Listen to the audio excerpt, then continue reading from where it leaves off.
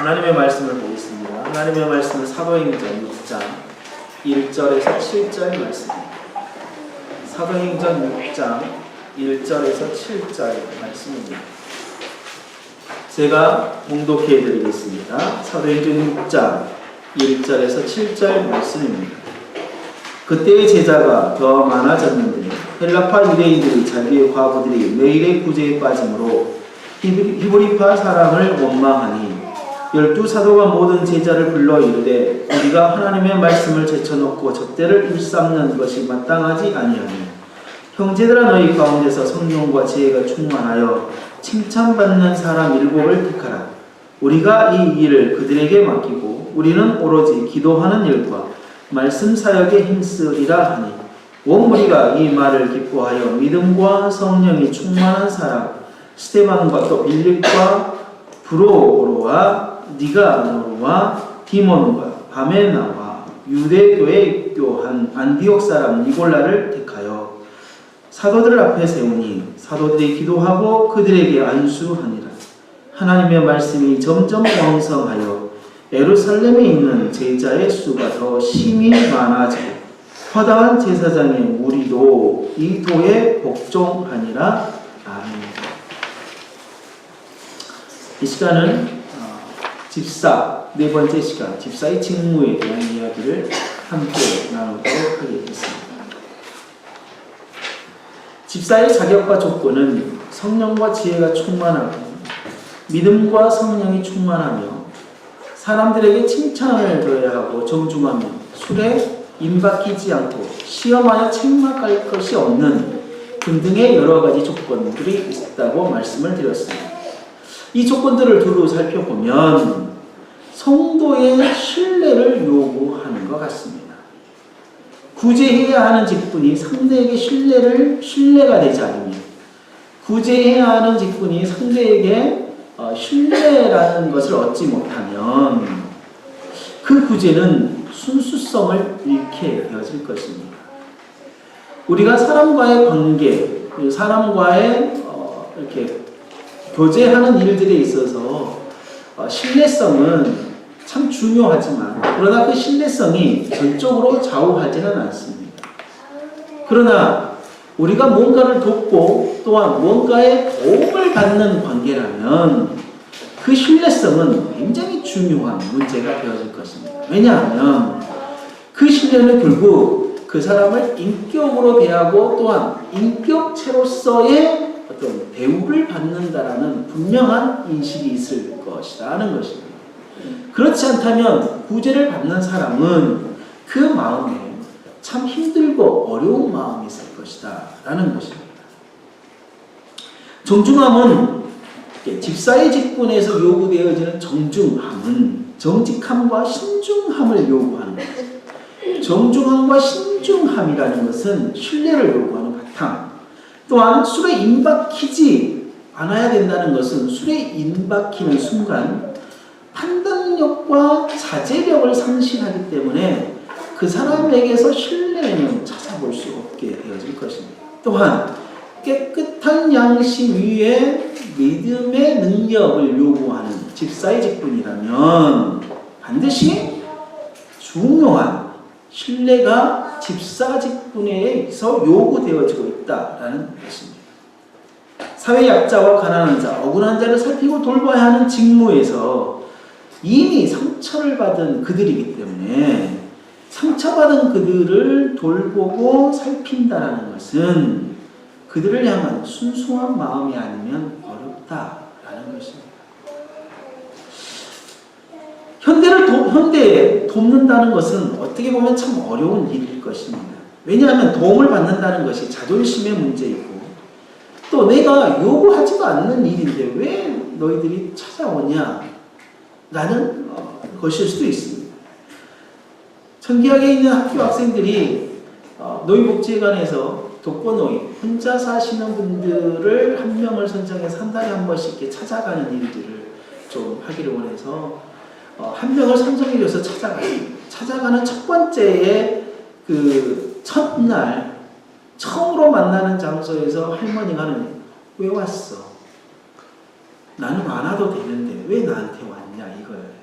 할머니가 혼자 밥도 해 먹을 수 있고 혼자 병원도 갈 수도 있고 그러는데 왜 왔냐 이 말이에요. 이런 것처럼 현대는 자기 자신이 우리가 봤을 때는 도움이 필요한 것 같지만 실제 도움이 필요한 그 당사자는 도움이 필요치 않다라는 마음이 있을 수 있다라는 거예요. 근데 이것을 살피고 이것을 돌보고 하는 그러한 일들이 신뢰라는 부분이 빠지면 정말 힘들고 어려운 부분이다라는 것입니다.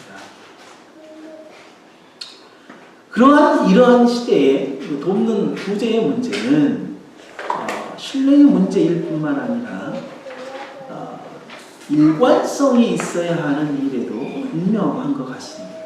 일관성. 오늘 본문에 나온 매일의 구제라는 부분들은 우리들에게 일관성을 좀 제대로 주는 요구들입니다. 이렇게 요구된 집사의 조건을 통해 교회에서 어떤 일을 하게 되는 것일까? 교회에서 정말 이 구제라는 부분들을 어떻게 해야 되고 또 구제에 대한 부분들에 있어서 어떻게 생각하고 무엇을 해야 되는지에 대한 이야기를 좀 해보고자 합니다. 직무에 대한 이야기죠.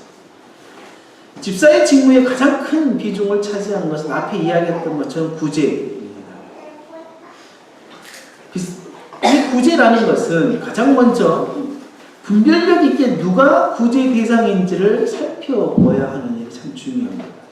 앞에서 언급했던 것처럼 나는 이렇게 도울 필요가 없다라고 하는 사람들이 분명하게 있습니다.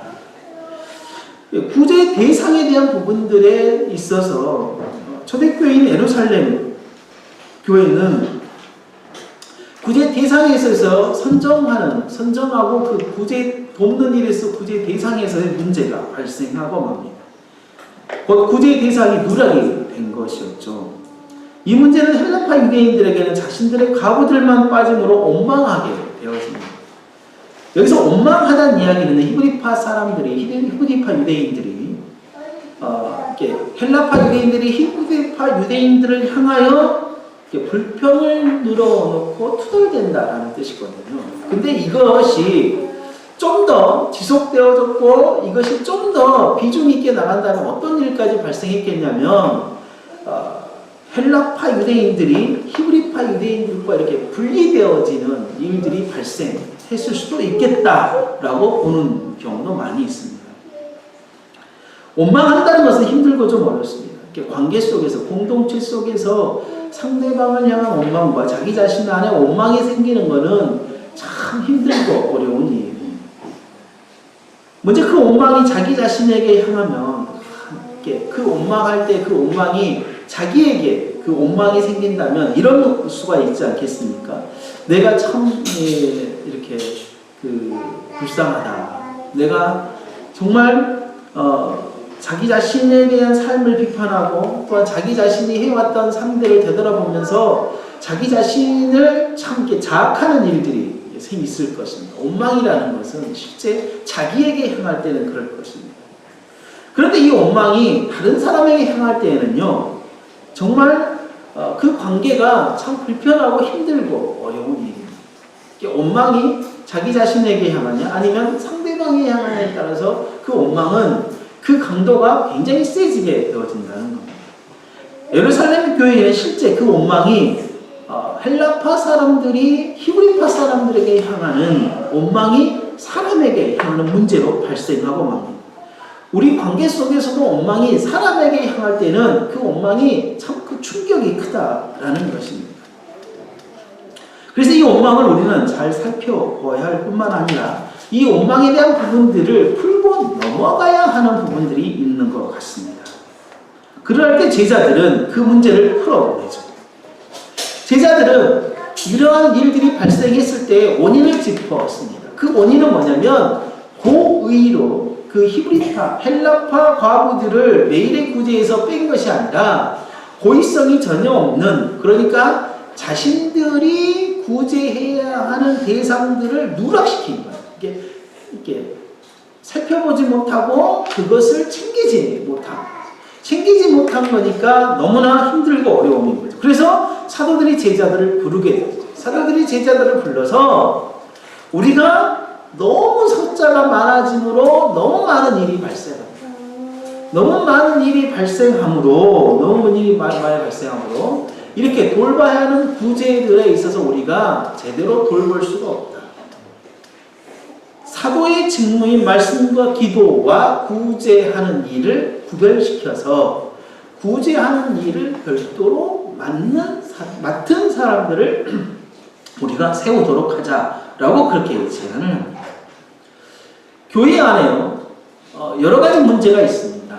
그 교회 안에 여러 가지 문제가 있는데 그 교회 안에 여러 가지 문제를 우리는 잘 살펴봐야 해요.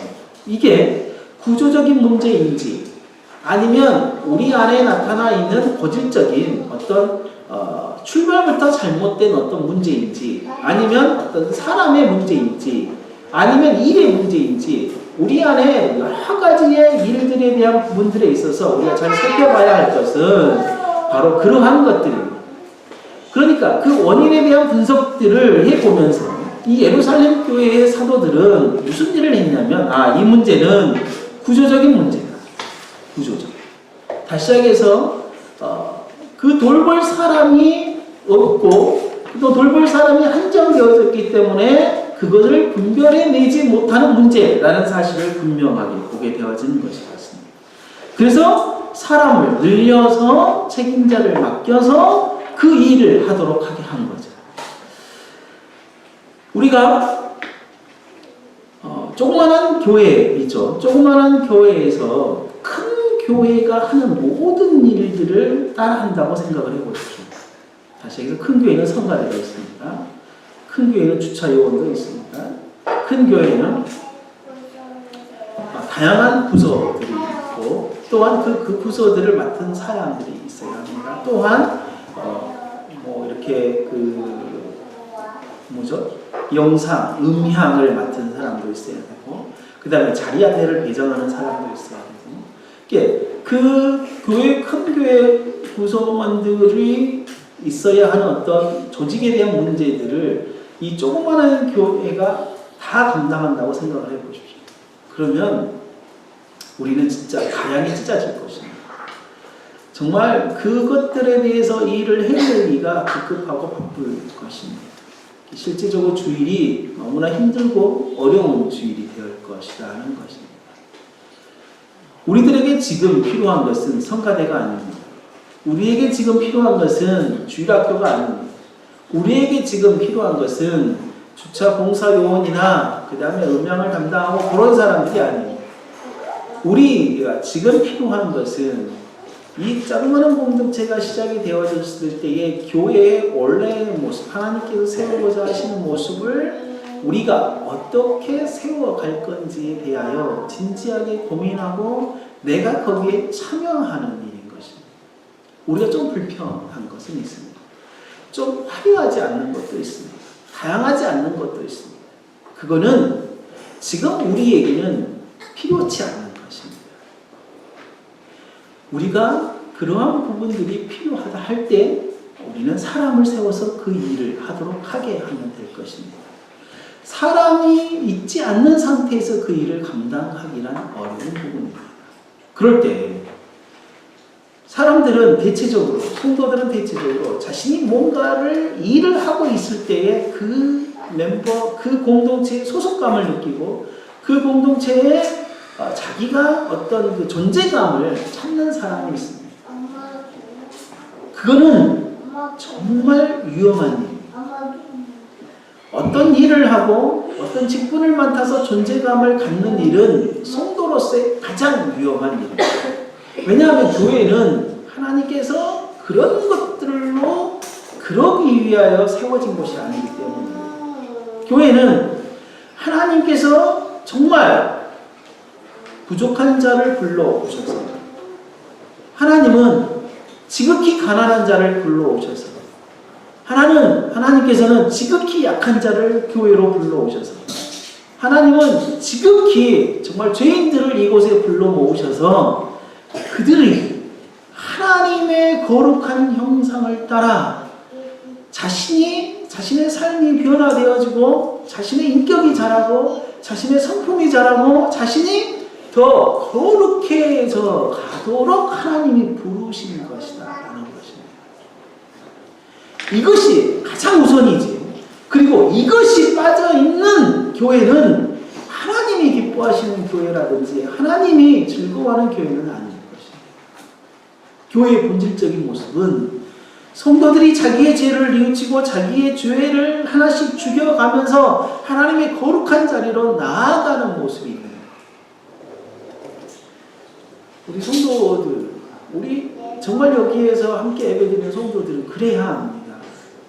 하루하루가 정말 하나님 앞에서 자랑이 있어야 되는 겁니다. 그 자랑이 없는 상태에서 어떤 일이 보이고 어떤 것이 정말 해야 할 것에 대한 부분들도 있지만, 그러나 그런 것들보다 더 중요한 것은 내가 자라는 겁니다. 내 인격이 하나님의 말씀으로 자라고, 내 성품이 하나님의 말씀으로 자라고, 내 생각이 하나님의 생각으로 자라고, 그리고 내가 더 내 성품이 예수 그리스도의 인격의 성품으로 자라가서 정말 상대를 더 사랑할 줄 알고, 상대를 더 배려할 줄 알고, 상대를 더 품을 줄 알고, 상대를 더 이해할 줄 알고, 그래서 상대를 더 섬길 줄 알고 하는 그러한 자람의 모습으로 자라가는 것이 우리의 본질적인 모습입니다. 그거 없이 우리가 어떤 일이나 어떠한 일, 행사, 그리고 어떠한 조직을 구성한다는 것은 실제적으로 어려운 일이다라는 것입니다. 우리는 집사를 세울 겁니다. 왜냐하면 하나님께서 우리들에게 교회를 세우시고 지금 이 정도의 때에 우리들에게 필요한 것이 집사라는 생각이, 그리고 정말 하나님께서 그때가 되었다라는 확신이 주어지기 때문입니다. 저 혼자 정말 이 성도들을 감당하기는 힘들고 어렵습니다. 저 혼자 여러 가지 것들을 더불어 생각하고 챙기고 그리고 관여하는 것도 어려웠습니다. 집사가 세워져서 제가 하는 일들을 나누어서 함께 이 귀한 교회를 세워가는 일이 필요할 것 같습니다. 오늘 본문에서 보듯이 매일 구제를 하기 때문이었습니다. 구제가 한 달에 한 번이나 분기별에 한 번이나 모아서 1년에 한 번 정도 이루어지는 구제가 아니라 매일의 구제였습니다. 과부들에게 매일 일용할 양식을 나눠줘야 하는 일이었습니다. 그리고 새로 등록한 그 과부들도 있는데 그 과부들까지 다 돌아보기라 힘들고 어려움이었습니다. 또 그 과부들이 먹을 것이 있을 때에는 챙겨주지 않더라도 먹을 것이 없을 때 언젠지를 또한 살펴보는 일이 사람이 많아지면 많아질수록 감당하기 힘들고 어려웠던 일들이었을 것입니다. 구제는 매일 이루어져야 합니다. 그러니까 가난한 자를 살펴보고 우리 안에 가난한 자가 누구고 무엇이 우리로 하여금 가난케 하는 것에 대한 부분들을 살펴보는 일은 정말 중요하다라는 것입니다. 그런 일들을 전문적으로 맡아서 할 집사들이 우리 교회에는 필요한 것 같습니다. 공동체 내의 구제는 다양한 방법을 생각하고 또한 다양한 방법으로 시도되어져야 합니다. 그러하기 위해서 이것을 좀 전문적으로 생각하고 어떻게 하면 이것들을 신뢰 있게 그리고 일관성 있게 할 수 있는지에 대하여 생각해내야 할 것입니다. 또한 이런 일들을 지속적으로 하기 위해서는 한 사람이 정말 끝까지 그 일을 책임지는 게 아니라 우리가 좀 그 일들을 서로 나누어지고 그리고 협력하여야만이 쉽게 지치지 않고, 쉽게 지치면 형식화되기 쉽고 형식화되면 지속되기가 어려운 것입니다. 그래서 정말 이런 일들을 지속적으로 하기 위해서 우리 모두가 이런 일들을 좀 감당해야 하는 일에 있어서 마음을 열어놓고 좀 이런 일들을 하도록 했으면 좋겠습니다. 집사의 직분의 두 번째 직무는 교회 재정을 수납하고 관리하며 또한 지출하는 일을 관장합니다. 무엇보다도 성경적인 헌금에 대한 이해가 분명하게 있어야 합니다. 우리가 헌금을 왜 하냐? 하나님께서 요구하신 거기 때문에 헌금을 하는 겁니다. 하나님께서는 헌금을 왜 요구하셨냐? 하나님의 나라를 세워가기 위하여입니다. 하나님께서 이 땅에 교회를 세우시고 그 교회를 운영해 가시기 위하여 전적으로 그 일을 맡긴 사람이 있었습니다. 그게 제사장들이었습니다. 레위 지파였습니다. 그 레위 지파들은 땅을 주지 아니하고 성만 하나님의 말씀을 맡은 일만을 전적으로 하도록 하게 했습니다. 그래서 다른 11지파가 그 한 지파를 먹여 살리도록 하게 하신 겁니다. 12지파 한 지파를 먹여 살리도록 한 겁니다. 그런 것처럼 하나님께서는 현대 이 교회에서도 또한 이 일을 전문적으로 하게 하시는 사람을, 목회자를 세우고 또한 그러한 전문 직을 세워서 또한 그런 부분들을 세워서 그런 일들을 감당하게 하는 일들을 했다라는 것입니다. 그래서 목회자의 생활비와 활동비를 사용하게 하기 위하여서 헌금을, 헌상을 요구하게 되어진 것입니다. 또 하나는 하나님의 나라를 위하여 예배하고 하나님의 나라를 위한 사업을 하기 위하여 이 헌상, 헌금을 요구했습니다. 그러한 사업을 하기 위하여 그 사업을 할 때에 또한 이 헌금이 사용되어야 한 것입니다. 또 하나는 가난한 자들을 살피고 그들을 돕기 위하여 하나님께서 헌금을 요구하셨습니다. 헌금의 전반적인 요소는 하나님께서 요구하셨고 그 요구함의 이유는 하나님의 나라를 위하여 하나님께서 요구하신 것이다 라는 겁니다. 그러므로 집사는 헌금을 수납하고 관리하고 지출하는 일에 있어서 하나님의 나라 일을 하고 있다. 하나님의 나라 일을 한다라는 마음으로 이러한 일들을 해야 합니다. 그렇지 않으면 그것이 관리하는 것이 일반적인 어떤 회계 측면에서 관리되어질 것이기 때문입니다. 관리하되 항상 분리하여서 관리해야 합니다. 자신의 재정과 분리해서 관리해야 되고 또한 여러 여건들과 상황 속에서 교회 안의 재정도 분리해서 관리할 수 있으면 분리해야 합니다. 그것이 뒤죽박죽 섞여서 관리하게 될 때에 좀 복잡한 상황이 연출되어지고 또 이해하기 어려운 상황이 발생하게 되어질 것입니다. 지출할 때는 공정하게 하고 교회 실정에 맞게 해야 합니다. 예산을 편성하고 결의하는 것은 재직회에서 합니다. 다시 하겠서 당회와 집사들이 모여서 1년 예산을 짜고 결의하는 일을 하게 되었습니다. 그런 결의하는 일을 하게 되어지고 난 다음에 결의된 내용을 가지고 집사가 독립된 상황에서 당회의 지도 아래에서 하지만 집사는 장로회나 당회에 일일이 그 관여를 받거나 이렇게 그 간섭을 받지 아니합니다. 결의되어진 그 의견을 가지고 이 집사회는 때에 따라서 그리고 교회 형편에 따라서 집사회가 결정해서 지급하게 되었습니다. 당회가 이거 지급하세요, 저거 지급하세요 라고 할 수 없는 부분입니다. 전적으로 완전히 분리되어져 있습니다.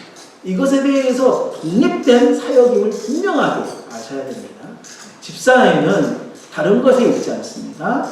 그것에 대하여 독립되어져서 지출할 권한이 분명하게 있다라는 것입니다. 교회 상황이 힘들고 어려울 때에는 그 집사회가 그 힘들고 어려운 것을 감안하여서 그것을 지출하고 해야 할 것입니다. 또한 세 번째는 교회 안에 가난한 자뿐만 아니라 교회 바깥에 가난한 자를 선별하고 그들을 도와야 합니다. 교회는 먼저는 내적으로 교회 안에 있는 사람들을 더욱 신경 쓰고 정말 세세하게 잘 살피고 하는 일을 해야 합니다. 그러나 하나님께서는 교회 안에 있는 사람들만이 아니라 교회 바깥에 있는 사람들에게도 이러한 일들을 분명하게 하도록 했습니다. 그래서 교회 바깥에 있는 사람들을 무시하거나 외면해서는 안 됩니다. 교회 바깥에 있는 사람들 가운데 가난한 자가 누구인지, 억울하게 억압받고 있는 사람이 누구인지, 우리가 도와야 할 사람이 누구인지 위하여 좀 세세하게 살펴봐야 할 것입니다. 그리고 그들의 마음을 달래고 위로하고 함께 위로해 울어줘야 할 것입니다. 지금 2014년에 가장 힘들고 어려운 사람들은 세월호 사건에 자식을 죽음으로 내몰았던 자신의 자녀가 죽었던 가족들일 것입니다. 교회가 이런 분들을 위해서 어떻게 해야 될지 정말 우리는 많은 고민을 해야 하는데 지금 6개월이 지난 상황에서 아무것도 해결되거나 아무것도 할 수 없는 상황에서 이러한 일들은 참 힘들고 어려운 일이 되고 말았습니다. 네 번째는 교회 공동체가 먹어야 하는 일을 주관해야 합니다. 그러니까 식당의 일들을 좀 주관할 수 있어야 합니다. 지금 저희 교회는 한 사람이 맡아서 그것을 전적으로 지금 책임지고 있는 구조입니다. 충분히 그럴 수 있습니다. 저희들이 인원이 한 사람으로 그런 일들을 감당할 만한 아직은 인원이 되어집니다. 그러나 이것이 앞으로는 이제 한 사람으로는 감당하기 어려운 상황이 되고 말았습니다.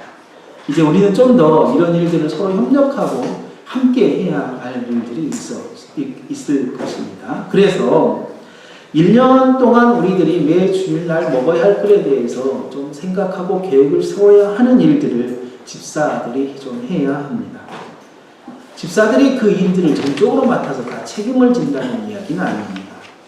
1년의 계획을 세우고 재정에 대한 부분들을 세우고 그리고 매주에 어느 정도 들어갈 건지 전체적인 분량에 대해서 좀 계획을 세우는 일들이 있어야 하고 또한 실제적으로 그런 일들을 하는 일에 있어서는 우리 온 식구들이 해야 할 것입니다. 주일 만찬이 그렇습니다.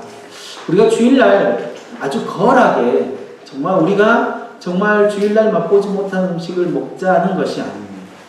주일날 한 식구가 정말 하나님께서 각자 영역에서 삶을 살아가도록 하게 하시다가 함께 모인 한 식구로서 우리가 주일날 한 상황에서 먹고 마시는 일이 이게 만찬이라고 하죠.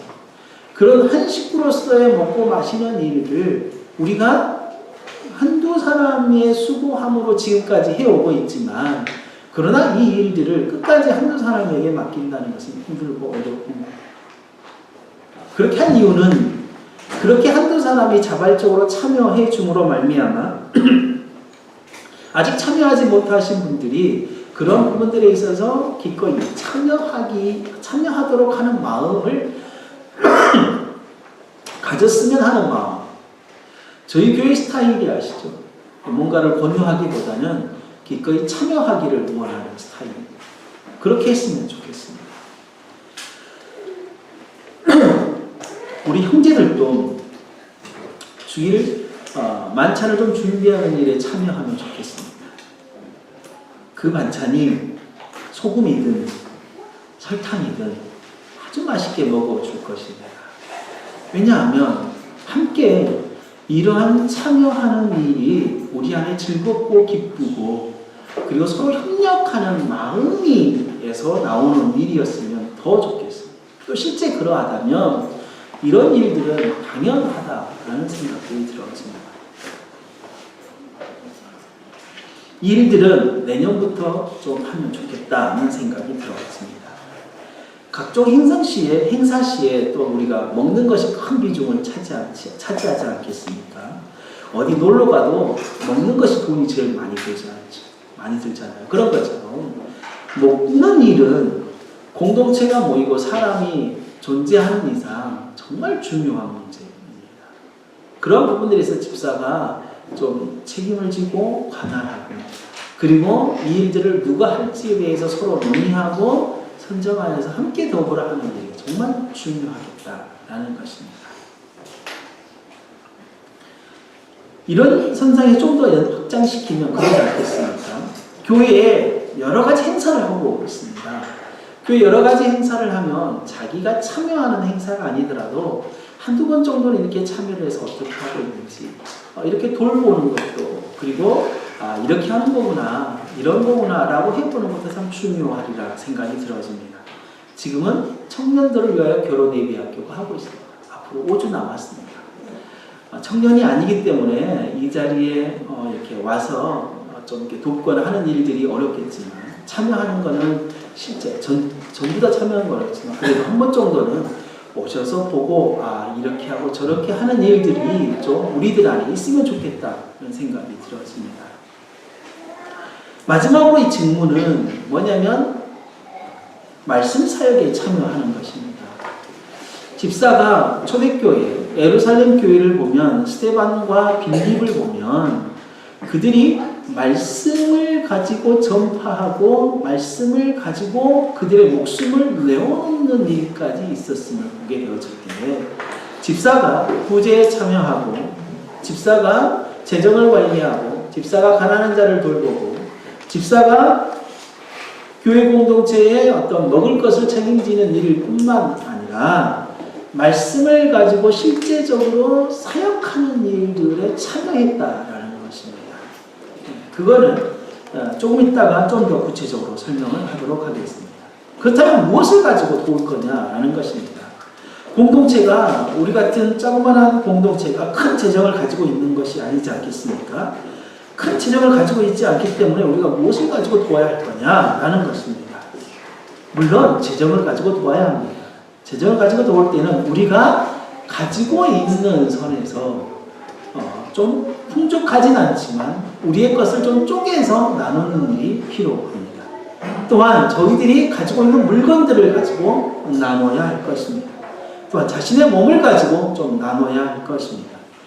저희가 가지고 있는 재정을 좀 더 나눠서 재정이 부족한, 아주 부족한 교회나 또한 선교사님이나 또한 우리의 가난한 자들을 돕는 일들이 필요하겠고 또한 우리가 좀 더 남은 것, 우리는 건물을 가지고 있기 때문에 이 건물을 좀 필요로 하는 단체나 필요로 하는 사람들에게 기꺼이 좀 내어줘서 좀 사용할 수 있도록 하게 하고 또한 저희들이 또 가지고 있는 것들 중에 필요치 않는 것은 기꺼이 다른 데로 좀 흘려 보내는 일들이 필요하겠다라는 것입니다.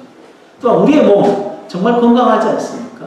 이 몸을 가지고 실제적으로 좀 어디 가서 봉사활동을 실제적으로 하는 일들을 좀 계획하고 하는 일도 중요하겠다라는 것입니다. 개인적으로는 어떻게 해야 합니까? 교회적으로는 정말 교회적으로 가지고 있는 것들을 해야 합니다. 그러나 교회가 하기 때문에 나는 교회에다가 좀 보태고 나는 그것으로 다음 것으로 책무를 다해서는 절대 안 됩니다. 개인이 돌봐야 할 것이 분명하게 하나님께서 주시기 때문에 그것에 대한 책임을 분명하게 져야 합니다. 그것에 대한 책임은 우리가 잘 생각해야 됩니다. 우리 가정을 돌보는 것, 내 친척을 돌보는 것, 내 친구를 돌보는 것, 그것들은 내 자신이 그걸 꼭 해야 됩니다. 그렇기 때문에 그렇다면 그럼 나는 어떤 것을 가지고 도울 거냐? 나도 넉넉하지 않아요. 그것도 원리도 똑같습니다. 뭐냐면 자기에게 것을 가지고 좀 줄여서 하는 거예요. 그러려면 저축도 해야 되고 또한 미래를 위해서 준비해야 되는데 도우려고 생각해 보니까 그걸 하도 또 빚도 갚아야 되는데 어떻게 해요? 걱정하지 마시고 그런 상황에 있어서는 그냥 마음의 불편함을 갖지 마시고 빚도 갚으시고 집도 사시고 그 다음에 미래를 위해서 저축도 하시고 보험도 드시고 그리고 하십시오. 그렇지 않고 그게 불편한데 다른 사람을 돕는 거는 또 한편 불편하게 되어질 것입니다. 아니면 기꺼이 자기의 성품이 내가 좀 더 집을 안 사고 전세로 사도 되지 그래도 내가 이걸 난 다른 사람을 위해서 기꺼이 돕겠어. 그 마음이 있으면 또 그렇게 하십시오. 이게 정해지지 않고 그러나 원리적인 측면에 있어서는 우리가 도와야 할 사람들은 분명히 돕고 또 도움이 필요한 사람에게 우리가 기꺼이 도와야 한다는 것이 그때에 마음이 원하는 대로 또한 마음에 기꺼이 그 마음이 가는 대로 해야 된다라는 것입니다. 11월 달에 집사를 선출할 겁니다. 성경에 오늘 보니까 집사의 임직 과정이 나옵니다. 집사를 선출하는 과정이 나오죠. 그럴 때 우리가 저번 주에 한번 언급했던 여집사는 어떻게 할 거냐, 여자 성도를 집사로 세울 거냐 말 거냐에 대한 문제들을 우리가 좀 생각해 보게 되었습니다. 성경은 남자들을 중심으로 세워졌습니다. 그때 문화가 남자 중심의 사회였으리라는 생각이 분명하게 됩니다. 왜냐하면 당시 여자가 세워졌다 하더라도 여자로서 복음을 전파한다든지 여자로서 구제를 한다든지 하기에는 실제적으로 어려웠을 것 같습니다. 그러나 이러한 원리적인 측면에서 시대가 변했던 칼빈이 사역했던 1500년대에는 칼빈은 실제 그 시대에는 여자의 성도를 집사로 세워서 뭐냐면 구제에 참여할 수 있게 집사의 직무를 감당하도록 하게 했습니다. 칼빈이 세운 교회 규칙, 조직 규칙에 보면 여자 성도를 집사로 세웠습니다. 여자 집사를 성도로 세워서 감당하게 했습니다. 현대에는 어떠냐면 여성들이 돌아봐야 할 것이 훨씬 더 많이 있습니다. 여성들이 여성을 돌봐야 하는 일들, 여성들이 다른 집의 어려움을 살펴보는 일들은 훨씬 부드럽고 훨씬 섬세하게 훨씬 더 잘 돌아볼 수가 있습니다. 그러니까 지금 현대에 남자 집사만을 세워서 집사의 직분을 감당하게 하는 것은 좀 힘들고 어려운 일인 것 같습니다. 그래서 여자 성도를 집사로 세운 일을 하려고 합니다. 그러나 단 안수하지 않고, 왜냐하면 성경에는 남자만 세워서 안수를 했기 때문에 그것을 좀 따르는 일들을 하고, 여자의 집사를 세워서 여자가 그 직무를 좀 하려고 하는 일들이 있다라는 것입니다. 세울 때에 누구를 택했냐면 회중에 있는 아시아에서 성도 공동체 안에서 집사를 세웠습니다. 그리고 이 집사의 직무가 정말 중요하기 때문에 이 집사의 직무를 정말 제대로 할 사람을 다른 교회에서 우리가 초청하여서 집사를 세우는 게 절대 아닙니다. 우리 안에서 우리 수준의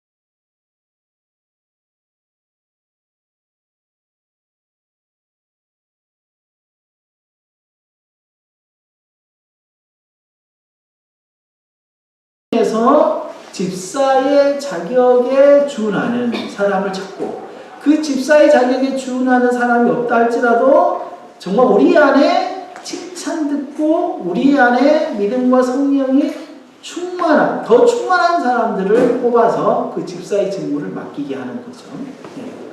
그렇게 세우는 것이 중요하다라는 것입니다. 그래서 시험하고 책망할 것이 없는 자를 세우라고 디모데전서에서 이야기하고 있는 것처럼, 또한 오늘 본문에 있어서 성령 힘과 지혜가 충만하고 믿음과 성령이 충만한 사람에게 칭찬 듣는 사람을 뽑으라 할 때에 우리들 안에 반드시 뭐가 필요하냐면 선출하는 과정이 필요하다. 뽑는 과정이 분명하게 필요하다라는 것입니다. 그 뽑는 거는 투표로 이루어질 것입니다. 투표로 이루어질 때에 그 투표는 결국 인기 투표가 아닌 겁니다. 인기 투표를 하면 제가 다 나오니까 안 되고, 인기 투표를 해서는 절대 안 되고, 정말 집사의 직무를 우리 공동체 안에서 지금 이분이 최적이다라고 하시는 그 집사의 직무를 맡기기 위해서 투표를 하는 것입니다. 또한 오늘 본문을 보니까 일곱을 택하라고 합니다. 일곱을 택하라고. 그 일곱을 택하라 할 때에 우리가 좀 생각해 봐야 합니다. 현대교회는 집사하면 어떻게 보면 교회 그 재적 인원의 5분의 4가 집사예요. 전부 다 집사예요. 이분도 집사, 저분도 집사. 그래서 집사가 하도 차고 넘치니까 좀 더 지어서 이제 40대 중반만 되면 신앙생활만 한 10년, 20년 좀 해오면 이제 권사로 다 세우고 또 이렇게 장로로 세우고 하는 그런 일들이 있는데 그러지 말고요. 지금 오늘 본문 예루살렘의 성도들이요 한 10,000명 정도 될 겁니다. 추정해서 10,000명 정도. 조금 이제 가면 스테반 집사 이때 당시 한 30,000명 정도 이렇게 추정했다라고 볼 수 있지만 그냥 현실적으로 10,000명 정도 본다면 그 10,000명에서 7명을 세운 거거든요. 그러니까 집사가 누구나 다 집사로 세우는 것이 아니라 그 구제의 일에 필요한 인원수 그게 이제 7명 정도거든요. 이게 10,000명에 7명이었으면 엄청나게 적은 숫자죠. 10,000명에 7명이었으면 엄청나게 적은 숫자입니다. 근데 현대교회는 집사가 어떤 직분화가 되어지고 명예직이 되어지고 어떤 계급화가 되어져서 집사를 좀 많이 세우는 일이 있는데 그런 일보다는 우리가 일을 감당하기 위해서 우리도 좀 적은 숫자가 세워져도 별 무방하겠다라는 생각들이 좀 들어집니다. 그래서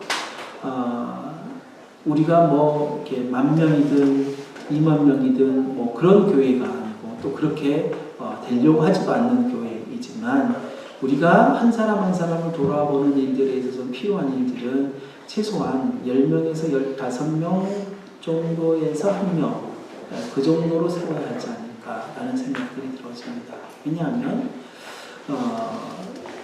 집사가 감당해야 하는 일들이 그때 당시하고 지금은 상황이 좀 다릅니다. 왜냐하면 그때는 전적으로 그러니까 자신의 하루의 삶에서 최소한은 4-5시간은 빼서 집사의 직무를 감당할 수 있었던 시대였습니다.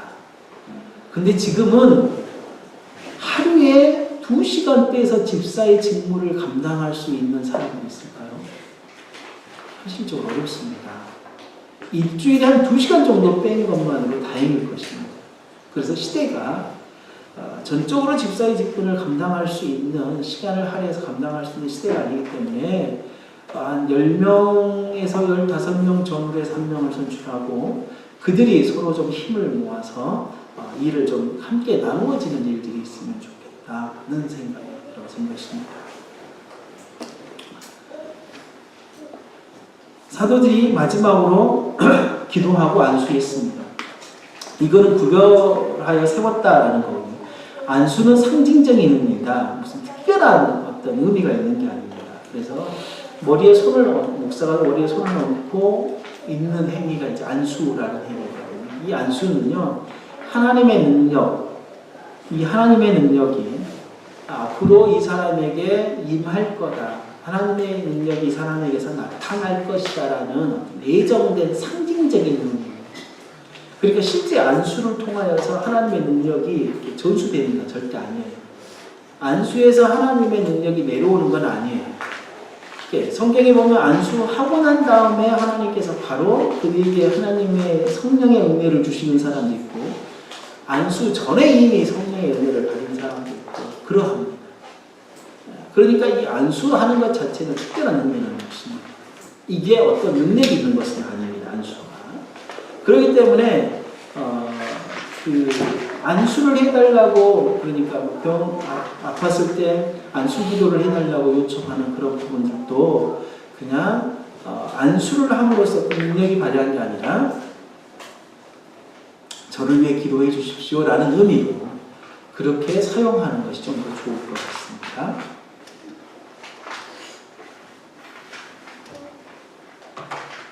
우리 성경은 집사직을 통해서 나타나는 결과들을 이야기를 합니다. 디모데전서 3장 13절에는 아름다운 지위를 얻는다고 합니다. 이 집사를 통하여서 아름다운 지위를 얻는다는 이야기는 신분상의 등급이나 계급을 이야기하는 게 아닙니다. 교회와 하나님 앞에서 영예로운 지위를 획득한다는 영적인 지위입니다. 그러니까 하늘의 계급을 얻는다라는 뜻입니다. 바로 이것은 그리스도 예수 안에 있는 믿음의 큰 감격을 얻는 것으로 나타납니다. 세상의 어떤 등급이나 계급으로 이게 나타난다면 그 사람에게 거기에 걸맞는 어떤 물질적인 아니면 눈에 보이는 어떠한 상급이 나타나게 되어지지만 실제 그것이 나타난 게 아니라 그리스도 예수 안에는 믿음의 큰 담력이 나타납니다. 믿음의 큰 담력은 무슨 말이냐면 누구든지 내 앞에 누구든지 있다 할지라도 내 앞에 가난한 자가 있더라도 내 앞에 정말 힘 있는 자가 있고 내 앞에 강건한 자가 있고 내 앞에 황제가 있다 할지라도 하나님의 말씀에 따라 행동하고 하나님의 말씀을 따라 말한다라는 것입니다. 이렇게 그리스도 예수 안에 있는 믿음의 큰 담력을 얻는 건 누가? 집사. 그러니까 이 집사의 직무는 집사를 통하여서 그 집사, 성도에게 돌아가는 엄청난 큰 은혜가 있겠죠. 정말 그 은혜가 그 집사에게 있다라는 거예요. 그러니까 집사는 교회를 하나님께서 주신 생명을 이렇게 다루고 생명을 보존하고 생명을 보호하는 일뿐만 아니라 그 일을 통하여서 그가 개인적으로는 하나님께 하늘의 지위를 얻고 하늘의 지위를 얻고 그리고 세상 속에서 누구 어디서든지 담대한 삶을 살아갈 수 있는 그런 은혜를 받게 되어진다라는 것입니다. 우리는 집사를 세워야 합니다. 그래서 하나님께서 창조하신 생명을 돌보고 성숙시켜 가야 합니다. 하나님께서 우리 공동체에게 주신 풍족한 것들, 재정, 달란트, 여러 가지 것들을 가난한 자들에게 그리고 도움이 필요한 자들에게 사용해야 합니다. 우리 가운데 믿음과 성령과 지혜로 칭찬을 듣는 사람을 세웁시다. 그들로 하늘의 아름다운 지혜를 얻고자 하고 믿음의 담력으로 교회와 세상을 섬기며 복음의 전파를 해 나아가도록 하게 하는 일들을 하게 합시다. 이런 집사를 통해 더욱 견고한 언약의 교회가 되어지는 일이 앞으로 우리 교회 안에 있기를 원합니다. 함께 기도합시다.